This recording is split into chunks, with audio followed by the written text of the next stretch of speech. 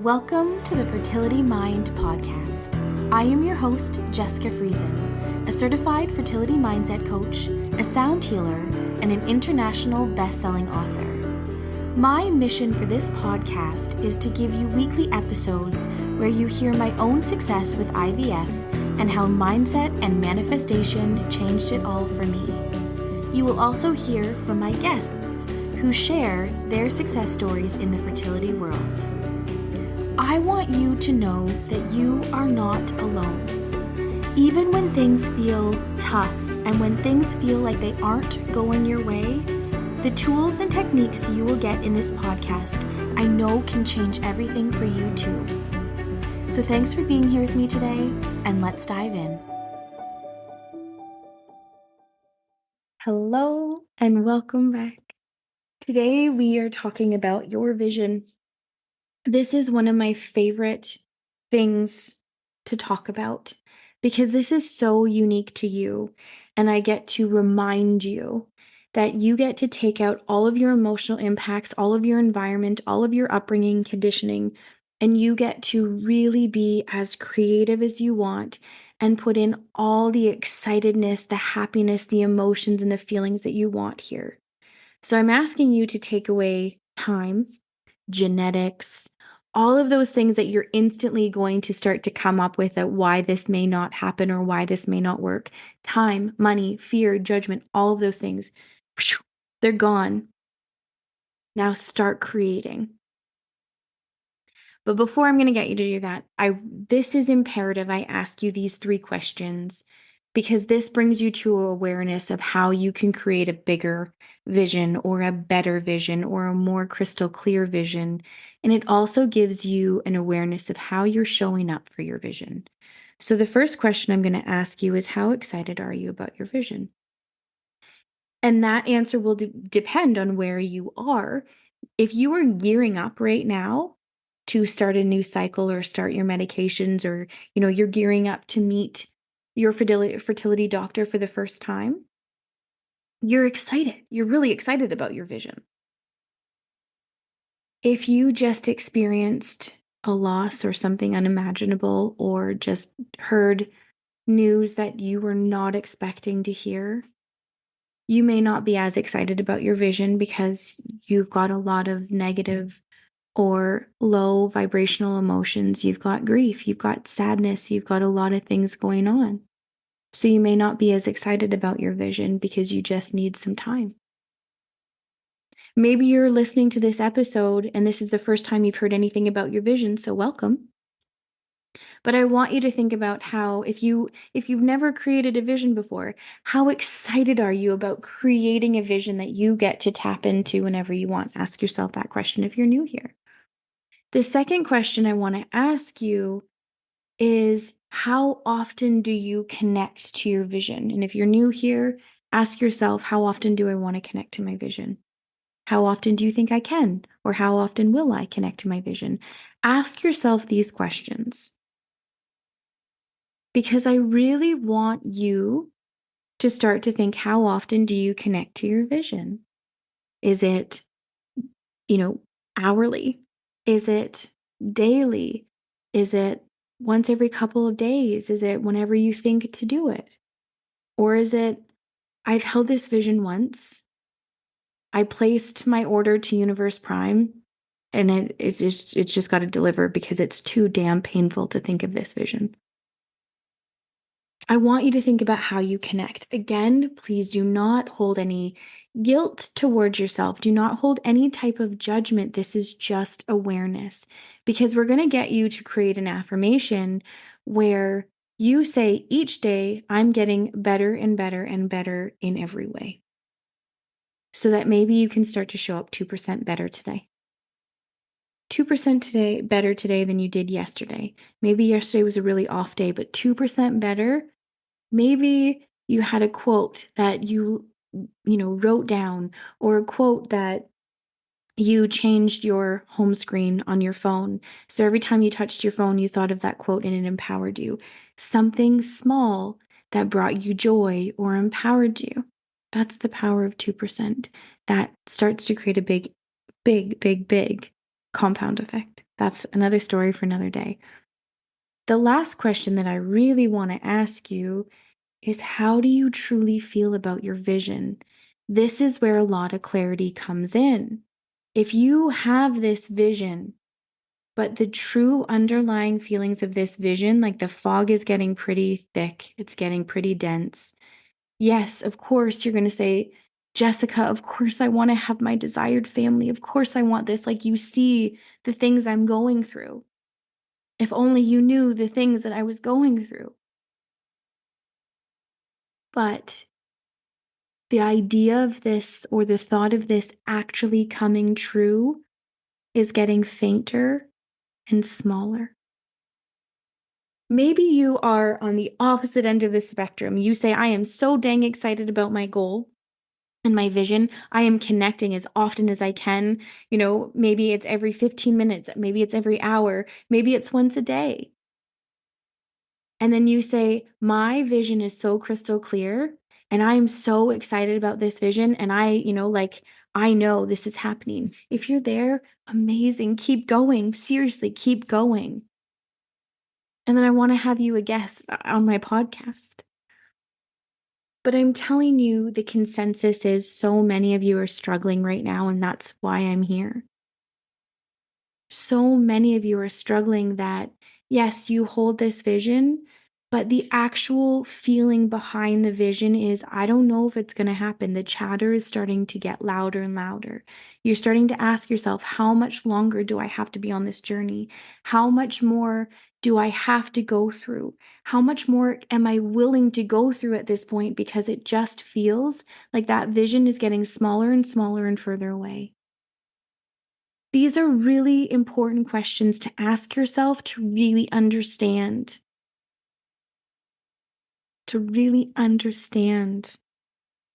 where you are. And then you get to apply your affirmation in every day. I'm getting better and better in every way. Or create your own affirmation. Totally okay with that too. But I want you to start to think about how you are showing up in your vision. Why do we hold a vision? And does it not seem cruel to hold a vision when you're going through all of these emotional impacts? Holding your vision will absolutely carry you through harder times. It keeps you connected to your goal, it keeps it at the forefront of your mind. And this is the pure definition of persistence, persisting through the hardest of hardest to truly get what it is that you desire. Holding your vision, when you are so crystal clear in your vision, and I mean, I want your vision to consist of your best day, your best days, your best week, your best weeks, your best year, your best consecutive years. Like, yes, you can base camp, if you will, your visions and start thinking, okay, the goal is to get pregnant if you've never hit pregnancy before. Or maybe the goal is to hit a certain part in your pregnancy because you've been pregnant before and you've experienced losses. Maybe the whole point is to hold those babies in your arms. Yes, hold those visions, feel those feelings, get yourself excited. But the worst thing that sometimes happens is you create a vision, a smaller vision, and once you hit that, it's amazing. But then you say, now what? I have what I want. And yes, you're living in the moment, you're absorbing everything. But that's when old thinking, old paradigms, and old things can take over because you haven't held on to that point too. What does your life look like when baby's here? Keep visioning, keep being excited. Like, think about, do you want to go to mom and baby groups? Do you want to have a baby shower? Think about what your perfect days will look like with babies. Do you go to, an early on center if you have one where they get to have, stimuli like, play, like free play, and it gets you out of your house? Do you have a nanny that helps you? And I know that sounds funny, but you look at a lot of very wealthy people, they have hired help. that they can do all of these things. If you're in a financial situation to have that, or if that's something that you desire, because maybe you're also a very like career-driven woman and you think about, yes, I want to have a family, but I still love my job. I love my career. I love this. Guys, I'm saying this because this needs to apply to everyone. But whatever feels amazing to you, I want you to call that in. Call that in. You're allowed to have all of these things. Do you want to have a bunch of prepped freezer meals so you just get to throw something in the oven and meals are done? Do you want to have a private chef? Do you want to have someone that just comes in and makes the bed, throws in some laundry, cooks some meals, and leaves? What do you desire? Go as big as you want and create this vision that feels right for you. Maybe you want to become a stay-at-home mom. Maybe you want to be a working at home mom, where maybe you have like an MLM business or a coaching business or something that allows you time flexibility to work at home and earn an income, but you are flexible 100% to your family. I want you to think about everything that you want. And yes, on your vision board, we'll talk about vision boards for a second. There is a huge power behind a written vision board and then creating the picture vision board. I was someone that a past version of me, I was such a perfectionist that before I could create my picture vision board, I needed to know exactly what it was. And I wanted it to be so in alignment with my vision. So, example, I knew I wanted to manifest twins. So, therefore, if I was going to put a stroller on my vision board of the perfect stroller that I could start, I could look at that stroller and then I could vision myself walking in my neighborhood with my twins. I needed a twin stroller. But I would then start going to research, well, what twin stroller do I want? And then I'd put like a car seat. And I thought, okay, well, what car seat do I want? So I was completely taking myself out of the creativity. If you're a perfectionist or you have these things, you totally relate. If you're not, that's okay. So I started creating word vision boards so I could say, like, I want to have on my vision board, my car seat, my crib, what my dream nursery looks like, the cottage or area that I want to rent for our first family vacation to go to the cottage because we love to rent cottages every year and spend a week at the lake. I wanted my vision board to think of, small for just baby. I started creating on my vision board maternity clothes. So I put like maternity clothes. So then I could eventually Google maternity clothes and make all these fun lists and stuff online. And then I could also start finding pictures. So there is a huge, huge power in writing out a list because you're connected to that. You're excited about it. You're feeling like, oh, yeah, that would be amazing. Yeah, I want to see this on my vision board. Once you have those, you can keep referring back to your word vision board until you find that exact picture that you want and hold that. Some people don't necessarily have to do that step and they go, no, right to the vision, like the picture vision board. But the whole point of having a vision board, some people like them, some people don't, but you get to see yourself and tell a story with each picture. So when I would look at my maternity clothes, I'd be like, "Oh my gosh, I can't wait to feel my baby or baby's kick." That is a whole image that I could pull in my mind by looking at maternity clothes. I would look at the stroller and I would start to create that vision of, taking the twins or taking my last baby on a walk with my twins. I would start to envision these things because I saw a stroller. I would look at, just being on the beach and I would say, "Oh, here's a picture of like amazing sand." And I would think about a cottage and being there and, going down to the beach every day and coming back for food and having naps. And again, creating a vision off of one picture. So, yes, when you necessarily think like, "Oh my gosh, I can't spend half an hour in my mind of all the things that I want," you can look at your vision board and then start to be like, "Oh my gosh, that would be amazing. Oh my gosh, I can't wait to do that. Oh my gosh, I can't wait to do that." So, yes, there is powers of a vision board. I do really honestly love vision boarding. And yeah, I think for me, still today, I love to do the word vision board first because it allows me to get excited. And sometimes I can go back to that and be like, oh, right, I said I wanted to have this.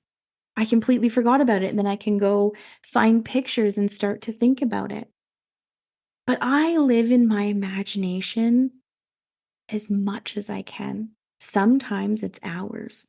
When I am cooking food in my kitchen, I don't think of necessarily the kitchen I have right now. I'm thinking of the one in my dream home. And I get excited thinking like, how amazing is this that I'm walking into this beautiful kitchen? And if I can't see that, I've shared with you in an episode, if you can't really see what your dream kitchen looks like or your nursery looks like, make your vision board and then hold it outside the room of where your nursery would be. And then see and be like, "Okay, now I'm looking at this couch. Oh, I would put it there, or a rocking chair. Oh, I see this crib. Oh, it would go there." And you can start creating your vision if you don't consider yourself a visionary, if you will. So I really want you to understand when you get so crystal clear in your vision and you get so excited about your vision, and the more you're in there, the more you're like, "Oh my gosh, this feeling," your subconscious mind does not know if that is a memory it is recalling or something in the future. It just says, "Oh, I've experienced this," because you have such a strong emotion connected to this. And again, I've said to you in so many episodes, well, at least two for sure that I can recall off the top of my head, what you label, your subconscious mind goes to work to find. So if you're labeling because you're in your vision, how excited you are, your mind is like, oh, yes, like all of these baby stuff, all of this, all of that. Like it will find ways because it's so connected. Now, in last episode, I talked about how decisions and your vision can be aligned, and how sometimes when all you're doing is living in your vision, you can start to get intuitive hits, whether you're exercising, you're out for dinner with your partner or a friend, or maybe you're just at work, maybe you're in the shower. A lot of ideas come to me in the shower. But I want you to understand these ideas because you're so connected to your vision that you can start to say, "Hey, I'm about to meet with my doctor today or the next day or in a week or so. What if I ask them this?" Or maybe you're expecting a phone call from your fertility doctor or nurse. Can you ask them something? Intuitive ideas come up. Or what if they say something like, "Okay, well, based off of what you've just experienced, based off of blood work, based off of this should be the next best thing." And if you don't feel aligned, if that doesn't feel aligned to your vision, say something. And I mean, say something because here's the scenario. Say you have a smaller amount of embryos and you know that you really, really, really hope to have more than one pregnancy. And the other duality part of it is you don't want to go through all of your embryos right away. So maybe your goal was to have multiples. And you think, well, I've only got a small amount of embryos. Maybe this is what I should do. Yes, maybe, yeah, we're going to go ahead. We're going to put in one embryo because, a healthy baby is better than what I desire. That is a logical thing. I'm not saying there's anything wrong with that, guys. I've even made that exact decision myself before I really understood the power of holding my vision. When I held the power of my vision, because I was even advised, and guys, I am not a medical doctor. I'm not ever advising to go against your medical protocol. I'm not advising you to stop anything. I need to say that because this is on social media. Um, but I am asking you to ask a question. what if, or what are the chances? Inform yourself, gather the evidence, and see what feels better in your alignment with your vision. Because I can truly tell you when I was advised, okay, you, for the first two transfers, you transferred two embryos and they failed. So now for your third transfer, let's just do one. That underlying fear for me was so loud. So like, oh my gosh, no, I don't want to run out of embryos because what if this doesn't take? So if I'm always implanting two, but guys, my goal was to have twins. I allowed information to block my vision, and I totally made my decision based out of fear, based out of the next logical steps because I stopped connecting with my vision. The difference is on my fourth transfer, again, I was advised, only do one. Only do one.